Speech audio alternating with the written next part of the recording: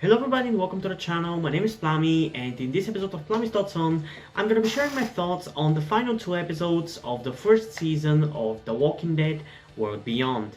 The names of those episodes are The Deepest Cut and In This Life. And similarly to the title of the last episode, I don't really find the titles really that interesting or meaningful. I guess for episode 9, The Deepest Cut, it has some meaning to it because it is the episode in which everybody finds out that Huck is a spy for the CRM. But I don't know. I already said what I feel about the titles of this series in the last video, so I'm not gonna repeat myself, but yeah.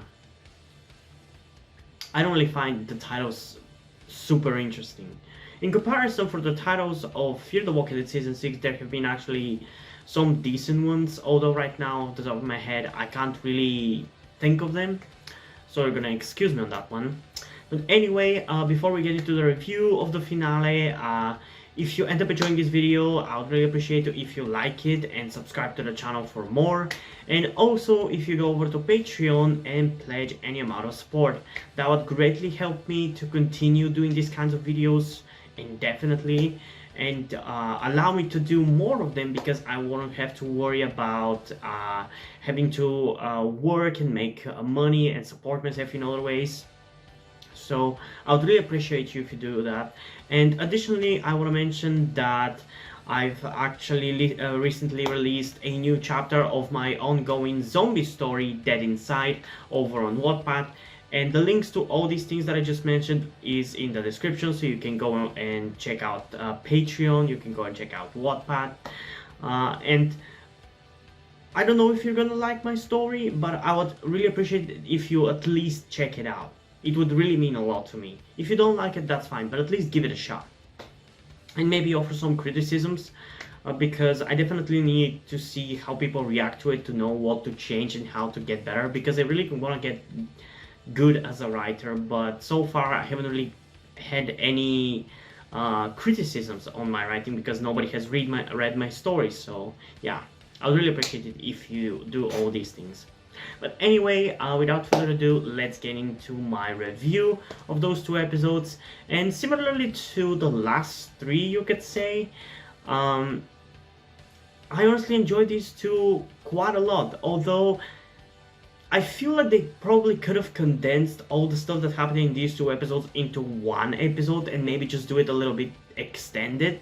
I don't really feel like there was enough content for two episodes, which is why I'm doing these two episodes in one review. And also because a lot of the stuff that happened in both episodes kind of blend into each other, so I don't really feel like I can review one episode without reviewing the other. I don't know.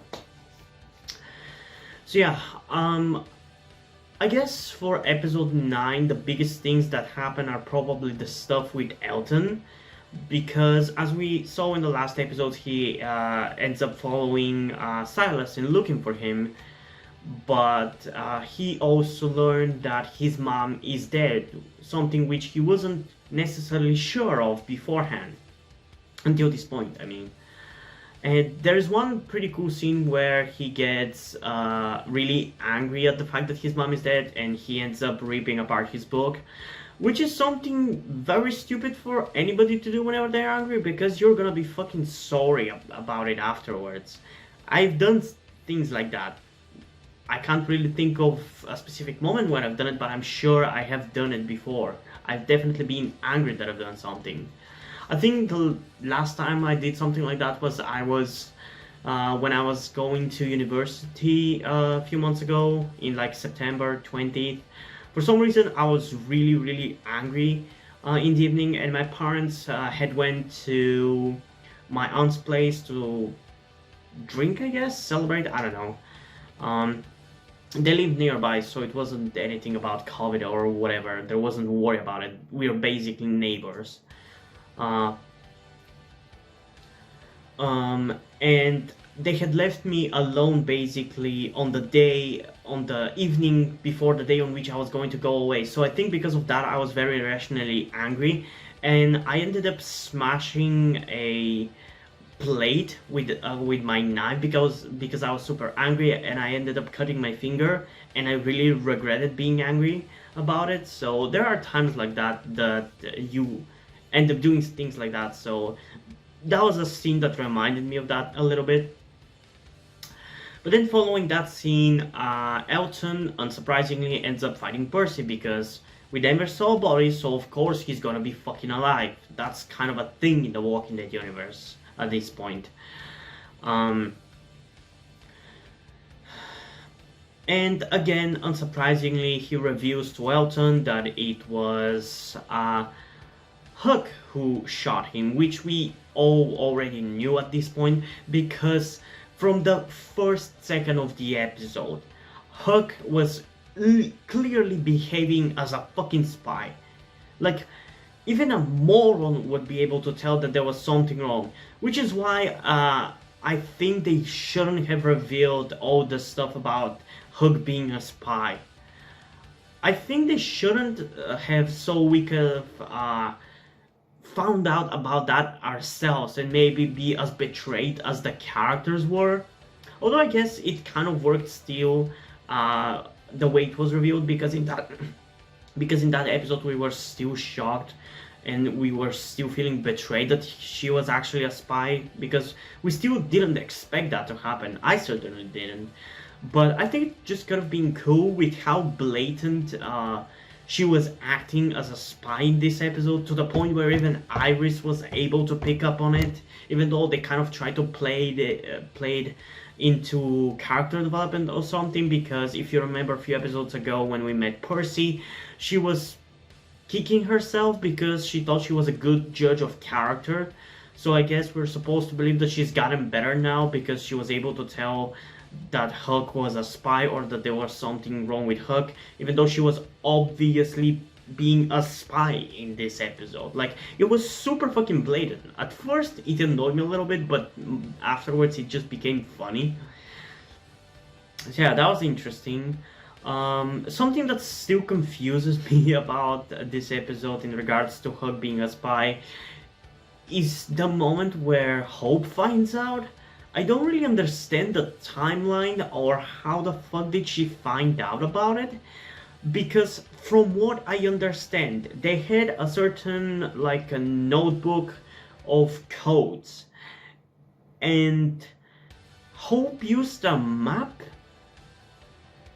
with cities whose names correspond to numbers in the notebook, and somehow those numbers end up writing out the fact that Hook is a spy and that there is an asset in the group and that the rest are expendable? What? Why the fuck were they encode that into that notebook? It doesn't make any fucking sense. Maybe I'm being dumb. If you know why, if you can actually explain to me how that makes sense, do so, because I would be happy for it to make sense. But it's also not something that completely bothers me, because I just don't get it. Because it also, I don't get when in the timeline it happened, because we are revealed that information at the end of the episode when Hope chooses to run away with Hook. Although we are also revealed that she's planning to kill her, or shoot her at the very least, or at least question her about the fact that she's a spy. But I don't understand, did it happen around the time when Hope was having a talk with Iris, or should I say Iris was having a talk with Hope, warning her about Hook's weird behavior in this episode? Because I feel like that's when it happened, but then in that scene Hope was super fucking defensive about Hook, so that was a little weird, I guess. It just doesn't make sense for it to have happened there. Maybe it happened after that scene, I don't know. Another cool thing, which I'm still not sure what exactly it means, and it's again in regards to Hook being a spy, is whether Felix was questioning it as well. Because in the beginning of the episode, Hook ends up crashing the truck, or should I say at least popping the tires of the truck, and they end up being surrounded by walkers with chains or barbed wire around their legs or something. And as Hook says that she's gonna end up cutting it so they can get through them, she intentionally ends up cutting Felix on the leg, who I think he thinks he cut himself on the wire.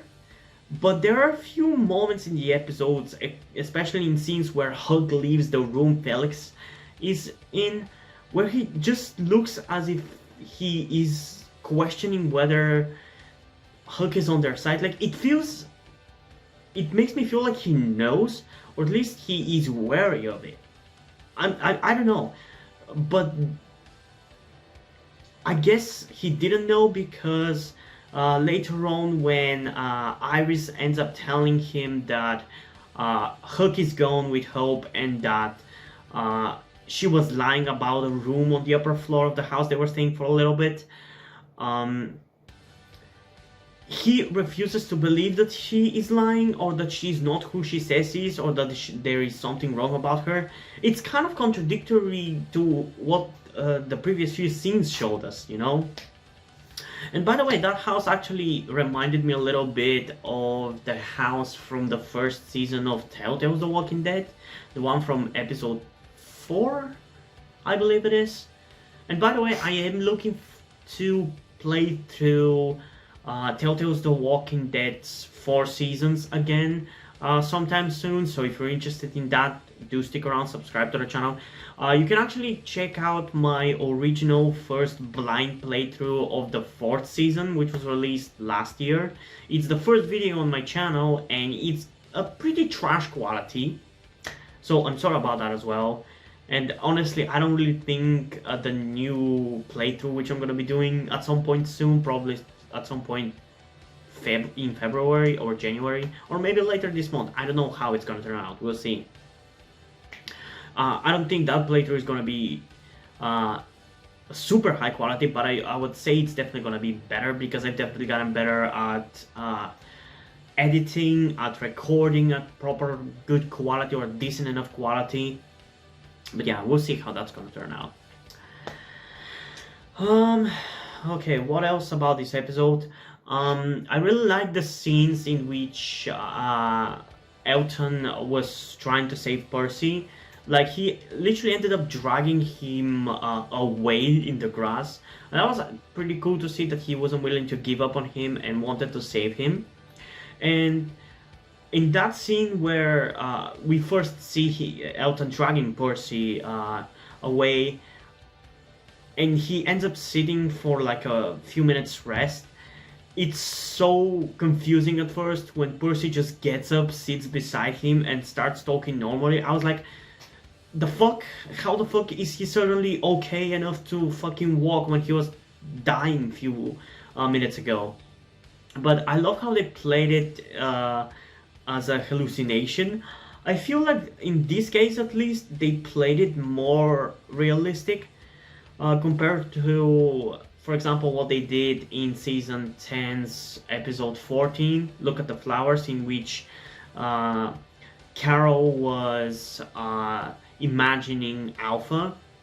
I feel like in that one they played it way too stretched. Sure, in both cases it's a hallucination, but at least in this case we see it from a third perspective as well. We see kind of Alton going a little bit crazy, and I actually really like that aspect because it kind of spelled it out, the fact that it's a hallucination, but it also made it a little bit more realistic and grounded in a way. I don't know, I just like that. And also these few moments with like fictional Percy or like hallucination Percy solidified him as probably my favorite character. I mean, no, I would say he is my favorite character, but Felix is probably the most interesting and entertaining character to watch, and it honestly is because he's an adult who is competent and can hold his own and fight and all that jazz, because the teens, they just don't do enough.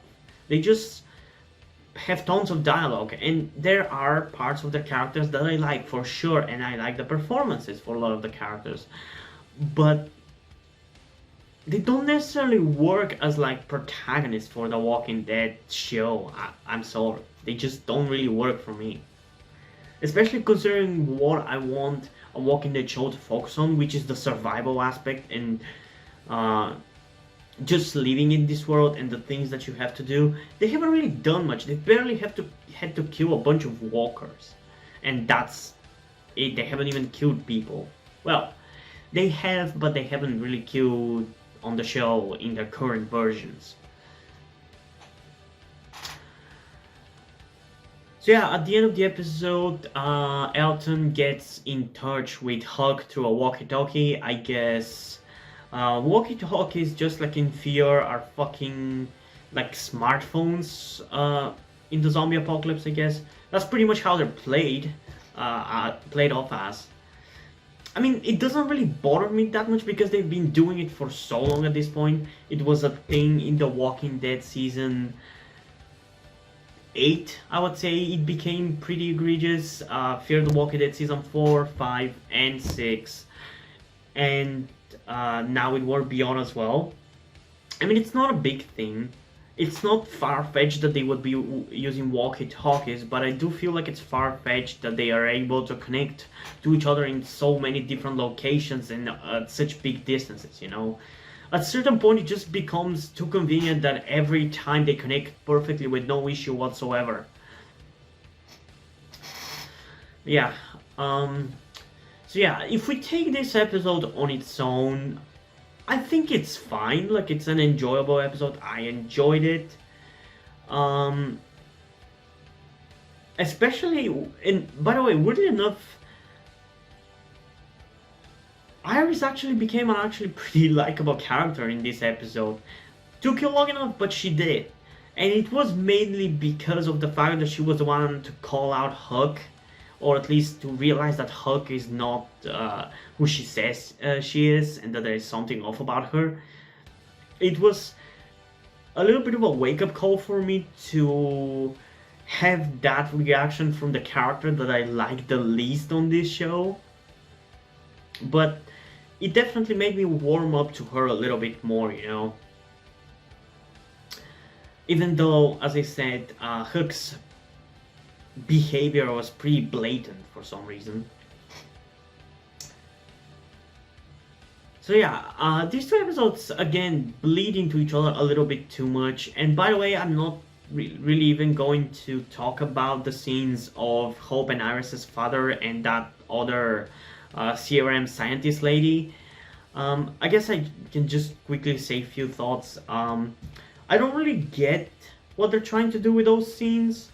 And I don't really get what the CRM is doing with those scientists. Because in one of those scenes, unsurprisingly, it's set up that Iris and Hope's father, doesn't know that all these scientists are dead, but that lady who apparently is in love with him does, and she is not willing to tell him, and then he is talking about her about the possibility that there is a conspiracy or something. Like, I'm not sure exactly what they're trying to build up with that. That's the thing that confuses me the most, because I don't get, why would you kill the scientists who are trying to develop your cure? Like, what is the logic behind that? Okay, so you take smart people from all these communities, you end up killing all the other dumb fuckers like they did with the campus colony because they're disposable, as they pretty much say that they are. And then you end up killing them as well? Why? Is this something like what to compare it to? Like, it just doesn't make any sense. Are they just gathering those people just to kill them so nobody else can create a cure? Or so nobody can create a cure in general? But then why would you go out of your way to get those people into the community in the first place if you're just gonna kill the place they come from? It just doesn't make any sense. Or is this some kind of a situation, because we also have the A and B aspect from like season 8 and season 9 of The Walking Dead, where JD's was labeling different characters as A's and B's, And from what we know, from the information we know that A means a leader type character who is a fighter basically, and B is more of a submissive kind of a sheep kind of person, you know.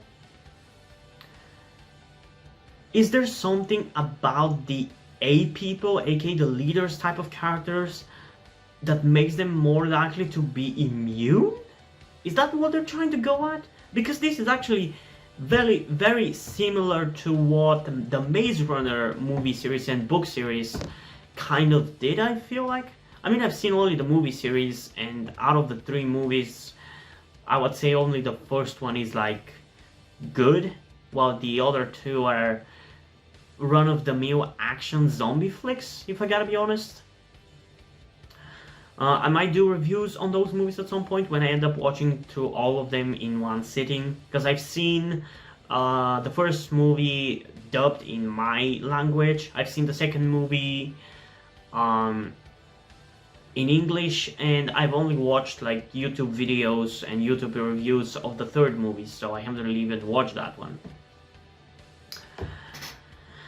But yeah, it definitely feels like they're trying to build up the CRM as this kind of, I guess, I mean, they're basically trying to do what the Umbrella Corporation is in Resident Evil and what Wicked is in the Maze Runner. That's exactly what they're trying to go for, if I gotta be honest. And as I said in one Reddit comment that I made on the Are the Walking Dead subreddit, I think it was, it could be done in a good way, it could be done in an interesting way, but I don't really necessarily trust them to do this kind of generic story in a good way. And also, I don't want them to do a Cure storyline. I'm 100% against that. This is not something that The Walking Dead should deal with. It can flirt with it. I'm fine with that because we've had that a couple of times. But I do not think a Cure should be created, because that destroys the point of the universe, in my opinion. Because for me, The Walking Dead has been... I've always felt like the zombie apocalypse in The Walking Dead has been the catalyst for humanity to rebuild themselves in a better way. At least that's my vision of it, you know? So I feel like if you introduce a cure and basically destroy the idea of the zombie apocalypse, then you just get... everything goes back to normal.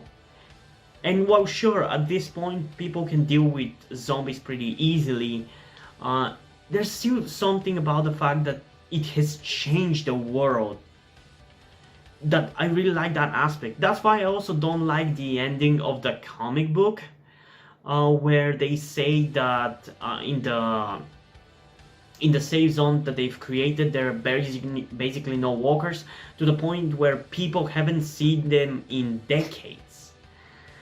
That is something that bugs me. I don't think The Walking Dead should ever get rid of the walkers at all. They should be a constant. Even if it's just a background thing, they should be a constant forever. You should never solve the zombie apocalypse. And especially if you go further enough in the future, that could be really fucking cool. Like, imagine all the aspects and different stories you can tell if you like jump 200 years in the future from where The Walking Dead is now. You could say you could do a futuristic zombie story while still exploring the ruins of the old world or whatever. Like, there's so much potential for really cool storytelling and really creative world building. But yeah, this is just speculation at this point and just imagining stuff and using my imagination. But yeah, I'm getting a little bit sidetracked. Let's go back to the review. I'm sorry, I just tend to do that whenever I just end up talking for a while.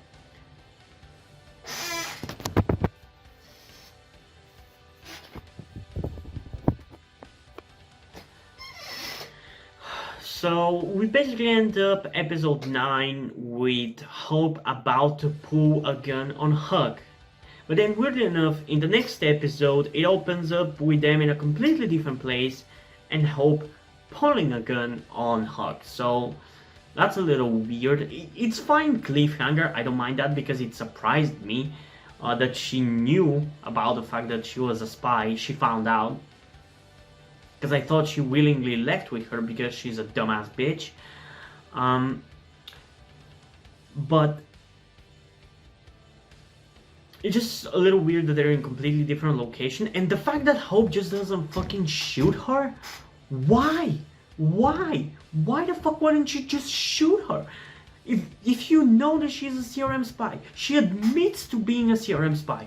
Why wouldn't you just shoot her?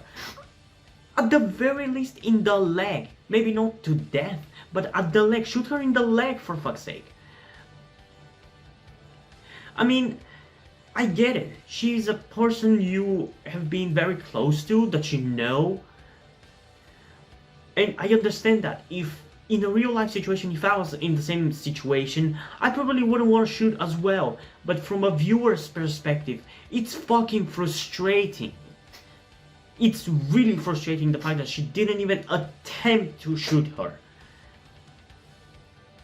And obviously, zombies start showing up, she ends up dropping the gun, and they go on their merry way because Hope is a dumbass and she allows herself to get swayed by Huck's bullshit. So, what else happens in the episode? Let me think. Iris and Felix find out that in the room on the second floor, which Huck supposedly said that there were dead bodies, apparently there weren't dead bodies, and it was filled with supplies, medical supplies, and stuff to be able to fix the truck's tire, which they end up doing. And also, Felix builds up kind of like, I don't know what's the word for it in English, I can't really even think of the word for it in my native language, but they build a thing for his leg so he can actually walk, because he ended up twisting his ankle and he's being sliced at the back of his leg, which fucking hurts. And they end up fixing the truck, and they go and try to follow Huck and Hope. Going back to Elton and Percy, they end up finding Silas, who is really fucking relieved that he actually didn't kill Percy. And I actually really like the reaction of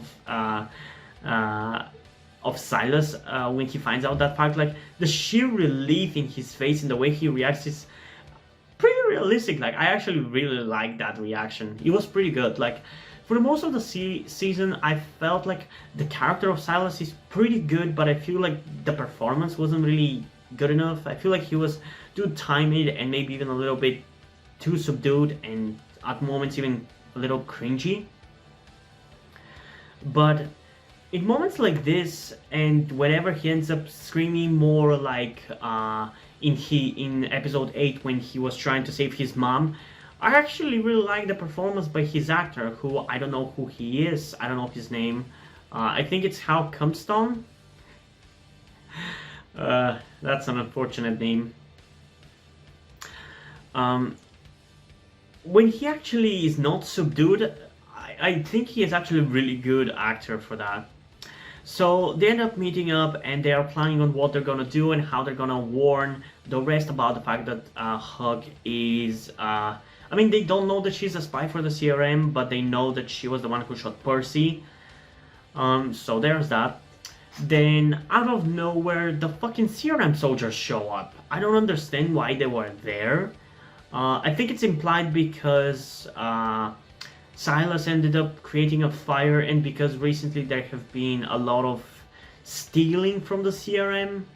Because they did take their fuel, they did take their supplies from that house as well. Because I think it was implied that that was like a stockpile by the CRM. Which is, by the way, a very convenient way to explain so many, how to say it, what was the word for it? Plot holes. Like, it's so convenient that now whenever we see untouched supplies, we can say, oh, it was the CRM who did it, this is their stockpile. Similarly to what I did when I was explaining how those people in Fear the Walking Dead Season 6 Episode 3 were surviving, because the only way they wouldn't be leaving that building for 3 fucking years is if they were taking supplies for the CRM. That's the only way you can explain it, and I consider that my headcanon, that they were talking with the CRM and getting supplies from them, similarly to how Jadis was in The Walking Dead season 7 and 8. I mean, it makes sense, and maybe that's exactly what happened, but it just hasn't been shown, or hasn't been made explicit to the viewers. Maybe that's what they're gonna tell us somewhere along the season, but we'll see. So yeah, the CRM show up, and honestly, it was a little bit it was pretty tense when they showed up, because at the very least, like, the CRM, we haven't seen much of them, but they're fucking badass and threatening when you see these soldiers with fucking badass guns and all black armor. Like, they're pretty fucking terrifying, and especially compared to, like, 3 teens, one of which a little bit mentally unstable, or should I say 2 of them a little bit mentally unstable, and 1 who is shot. Like, they basically weren't going to survive at all if they had to face off of them. And then Silas, for honestly a stupid reason, ends up sacrificing himself and getting captured by the CRM. Why not shot? I have no idea. I feel like the plot armor protected him there, but I'm not gonna dwell on it too much. But he could have easily escaped with them. Like, I think they are implying that Percy's bleeding shoulder was leaving traces of them, which the CRM was using to follow them. So that's also why Silas ends up cutting his arm. But why?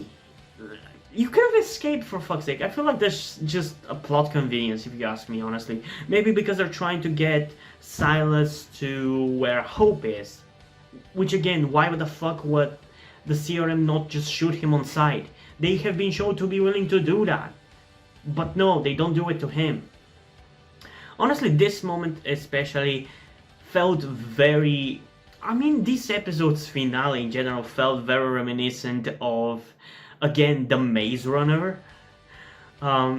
Which I guess makes sense, because a lot of people have compared this series to, like, a young adult end of the world novel, like pretty much the Maze Runner, or the Hunger Games, or other ones like that. Which I personally have no problem with. I do have an interest in young adult stuff, because, surprise, surprise, I'm a young adult. I'm 20 years old. But it felt very reminiscent of Maze Runner's The Score Trials, the movie, because that's the one movie that I've seen in English, and I feel like I don't know, I feel like I have the most knowledge for that movie, because the one that the first movie I watched in my native language, and it was in, like, early 2017. So I barely even remember it. And the ending of the Maze Runner, The Score Trials, is pretty much the same thing. Some of the good guy characters getting captured, while the other ones willingly go with the bad guy. That's basically a rip-off of that, honestly. And even though the movie, I wouldn't say it's a good movie. It's a lot of just... I mean, this deserves its own review, which I'm gonna do in the future. I've definitely decided that I want to do that. But it is just not a good movie. It's an entertaining movie, but it's not a good movie. It's all over the place. But it still feels better than what this show did here. Even though what they did wasn't bad, it just... I felt more emotional attachment to the characters in Maze Runner than I did for these characters. So yeah, what am I forgetting? Oh, the most important thing about the finale, honestly, the final battle between Felix and Huck. So, to quickly recap what happens, Iris and Felix end up catching up to Hope and Huck, who are staying at an abandoned house or something. And by the way, some of those scenes actually reminded me of a YouTube channel that I really like, Code Shiai. I've shouted him out before when I first found him out, I think in like September maybe of 2019. He's a really cool channel. He does a lot of urban exploring type of content, and he has been train hopping videos, and he has done videos in which he goes illegally exploring Chernobyl's city, Pripyat, and it's just he has in a lot of his videos he ends up staying at these abandoned houses, so that reminded me of that a lot. So I really like that kind of aesthetic, I guess. But yeah, Felix and Iris catch up onto them and find them in the house, and Huck again tries to play it off. And in some of these moments right here, I was fucking screaming at my TV because, again, Huck blatantly was trying to get out of the situation together with Hope, because she asks Felix to give her the key so she can pull the truck out of the road, and she even asks for Hope to go and help her, which is fucking blatant that they were gonna fucking escape with the truck, like, come on. But luckily, Felix just doesn't give a shit and just pulls a gun on her, and I actually really like the emotion on his face and the betrayal that he felt in that scene, because you can see the tears on his face of the betrayal of Huck being a spy. And I was just screaming for him to shoot her, but again, as I explained earlier, it makes sense why they wouldn't shoot her. It's just very frustrating as a viewer. And then Huck ends up throwing him down the stairs, and a really fucking cool fight happens afterwards. Like, this fight had no right to be this good. You know, you've probably watched the video on. If you haven't watched the video on the season 10 finale that I've done, in which I share my thoughts on the battle between Negan, Dario, and Beta, I didn't necessarily hate the fight. I just feel like it was way too fucking short. So seeing this fucking fight between characters I barely give a shit about, or I mean, I want to say barely give a shit about, but I don't really give too much shit about. I enjoy them, I like them, but it wasn't anywhere near the level of enjoyment that I have for like characters like Daryl or Nick from Fear the Walking Dead. And having the fight be so much more entertaining just made me realize how badly they did the fight with Beta. It was just bad. And what fucking disappoints me the most is the fact that it was Norman Reedus' decision for the quick death of Beta. Because they were planning to do a little bit of a longer fight, but apparently Norman Reedus thought that this was a better fight, like a shorter fight was the better option, and they went with that for some reason. Like, as much as I love Norman Reedus and as much as I love the character of Daryl, that was a bad choice. It's severely disappointing, because the scene right before the fight is really cool. Like when Negan says, "Hey, shithead," that's really cool. And it's really cool when Beta just smacks him on the ground and he's ready to kill him, and then Daryl shows up and slices him. Like, that's all cool, but he then just takes him down way too quickly. There should have been a little bit more back and forth. So when we have this fucking cool ass fight between two characters who are nowhere near the level of legendary status or just enjoyment and how to say it, they're nowhere near fan favorite characters, and be such a cool fight and such an entertaining fight, even for somebody who doesn't necessarily care too much for if either of those characters dies, it just makes me realize how bad that fight with Beta was. And yeah, it is a really cool fight, especially on first viewing. On second viewing, there is some things that stand out a little bit on me that are bad, like the fact that they are fighting with these I don't know what to call them, like weapons with, like, let's say a spear at the end, let's call it. And instead of them trying to stab each other when they're fighting as if they're fighting with swords. That kind of felt a little bit stupid. But I also caught that on the first viewing as well, so it wasn't something that started bothering me afterwards. It bothered me on the first viewing as well. But it was a pretty cool fight with the fire in the background and the back and forth. It was pretty cool. And my favorite moment would definitely be when Felix gets hit and turns around and just sees a cupboard's door and just grabs it and fucking smacks it off of Hook's back. Like, that was fucking hilarious. I laughed out loud. That's the funniest moment in this series season, probably ever. It was a really fun moment. I really like that, because that's how fights should go. You should be scraping to use whatever you have around you to fight somebody, and to fight the person you're fighting, not just like, that was a really fucking good choreography for the fight. It's something you would do in a real fight. Like, when you're fighting somebody, if you push them away and you don't have a weapon, you're gonna look around and grab the first thing that you can.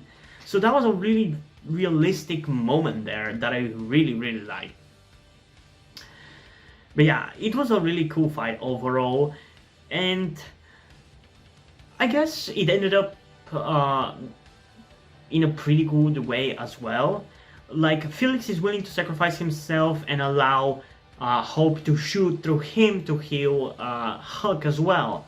But Hope isn't willing to do so and is actually ready to kill herself, which was a pretty interesting subversion, because in that moment there we hear a gunshot and we think that maybe she shot Huck, but no, she shot in the sky and then she points the gun at her head, because she is the important one in that moment, because if she dies, then there is no reason for Felix and Huck to fight, because the person who should have been taken to the CRM would be dead at that point.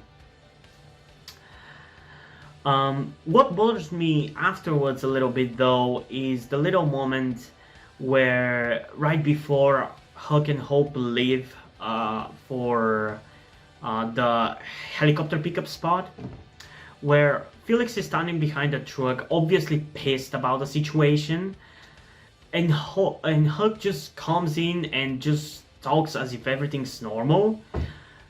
Honestly, I think he should have either smacked her or just grabbed her and told her that you're gonna pay for this, or this is not the end, or something like that.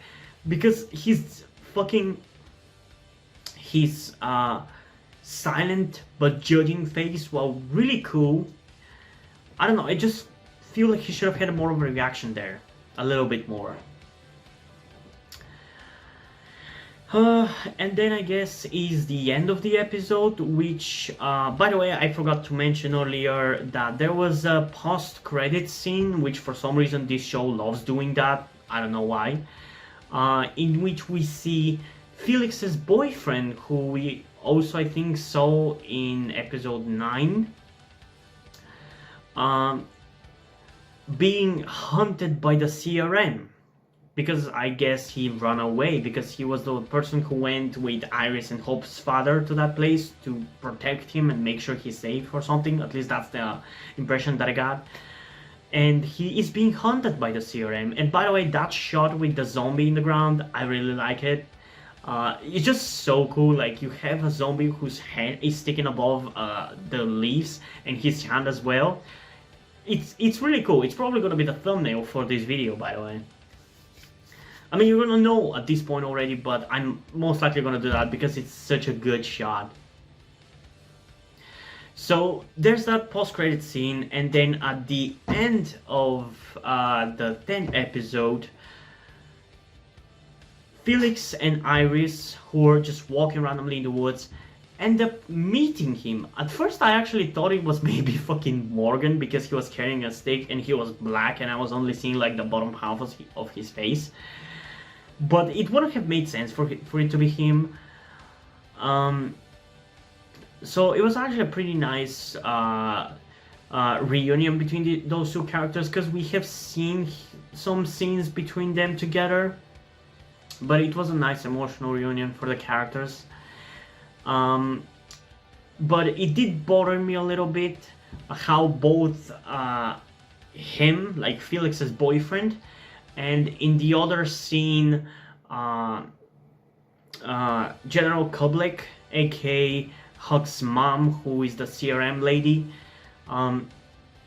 don't tell the characters that the campus colony is destroyed. They imply it and they tease that they're gonna tell them, but they don't tell them, and it bothers me so much because I know that later on in next season we're not gonna see the reaction to learning that information. We're gonna see the consequences after they've been told, because we've had things like this in The Walking Dead as well. It's one of the things that annoys me about not Chip, no, that's the wrong showrunner who I should rage about. Gimpo's writing, because he's gonna tease about something that we want the characters to learn, and we want to see their reaction to learning. But then they're not gonna show it, show those characters learning that thing. They're just gonna show us the consequences of that. And it just bothers me because it takes away the reaction to that, and it just annoys me. Instead of just telling them what happened, they just tell them, oh, there's a lot to talk about in Felix and Iris's case, and we're gonna talk about it later in Huck and Hope's case. But yeah, ultimately, I feel like this season should have been shorter, for sure, or at least added more stuff in the episodes and done more stuff and actually developed the characters through those episodes. Because, well, I can understand needing an episode to focus on a character and develop only that character. You should have just at least given those characters more to do, because especially now seeing that the last 5 episodes actually being pretty good, although it's only pretty good in comparison to the rest of the season, it bothers me that much more how fucking slow and boring the first 5 episodes were. Because there was basically nothing happening character-wise, plot-wise in the first few episodes. In the first episode, the only interesting moment in the first episode is the ending. That's it. And there's like a couple cool moments in the rest of the episodes as well.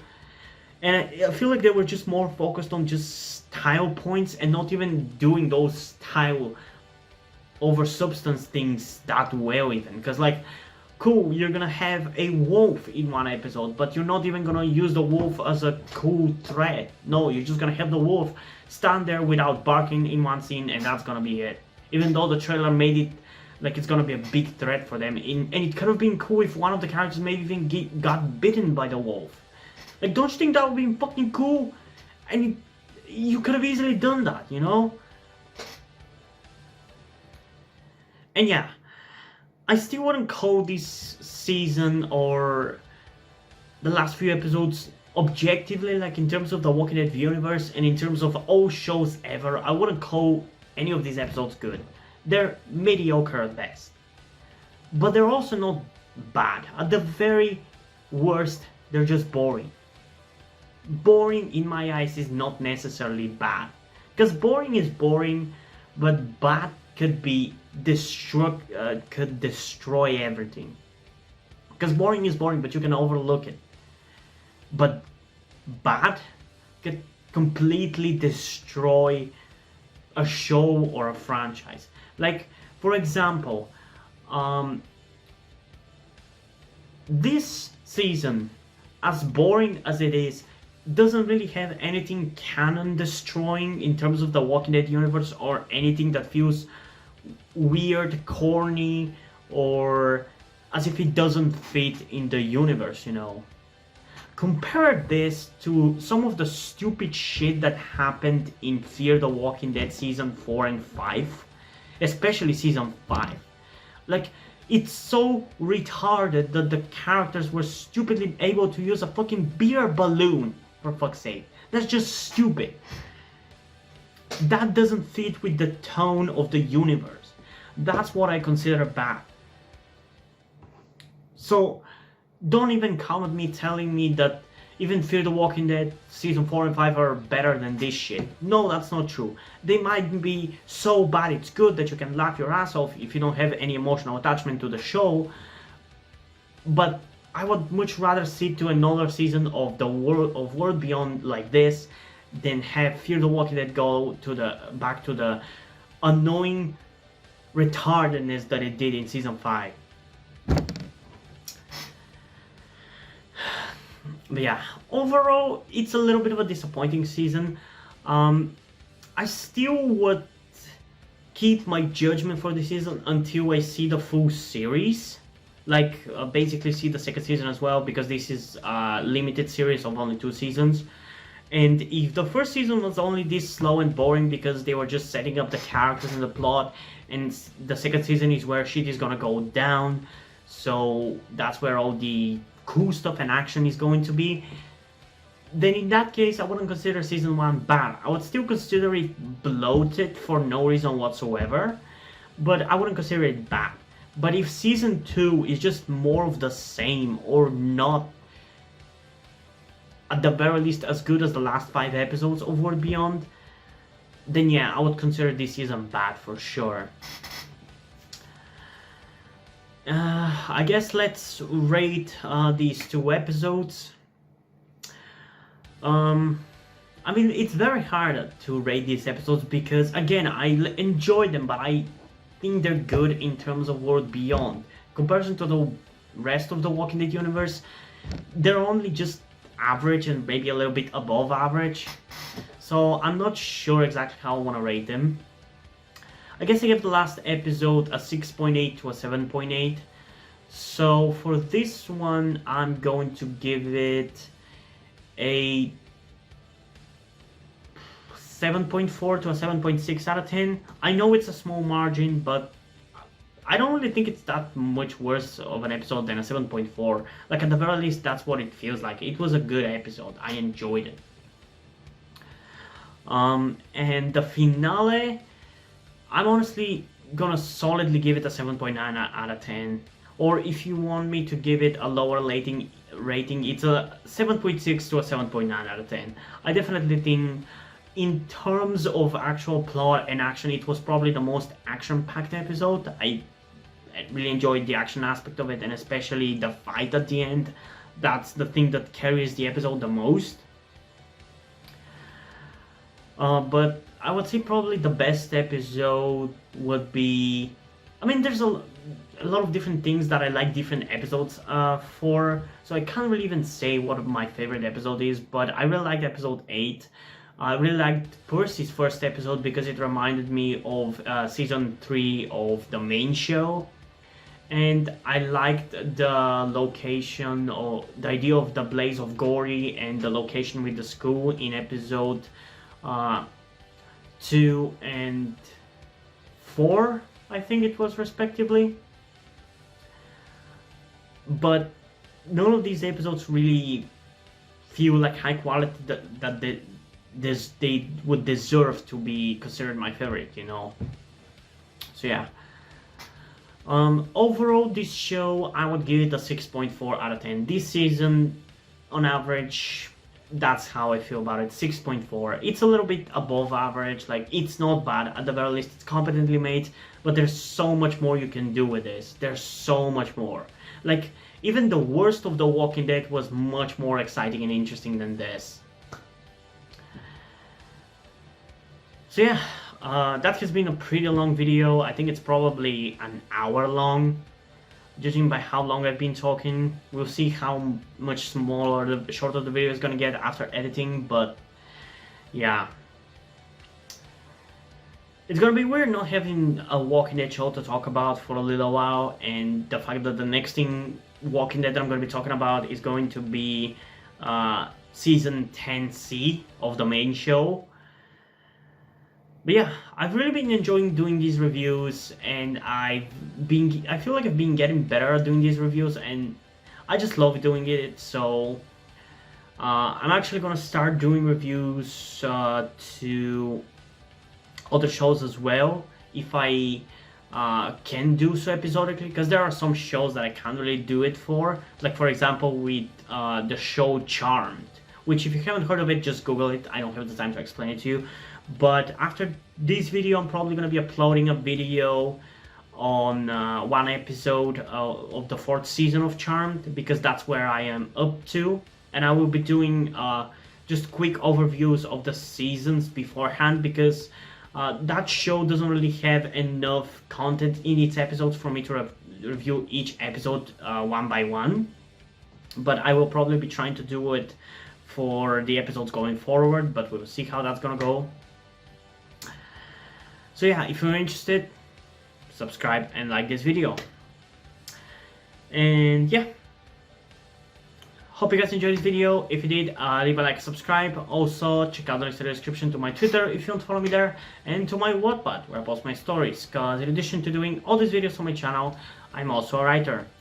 And if you end up enjoying my stories or you simply enjoy my videos, you can head over to Patreon where you can pledge support and help keep the channel going and help support me so I can keep writing the stories you enjoy.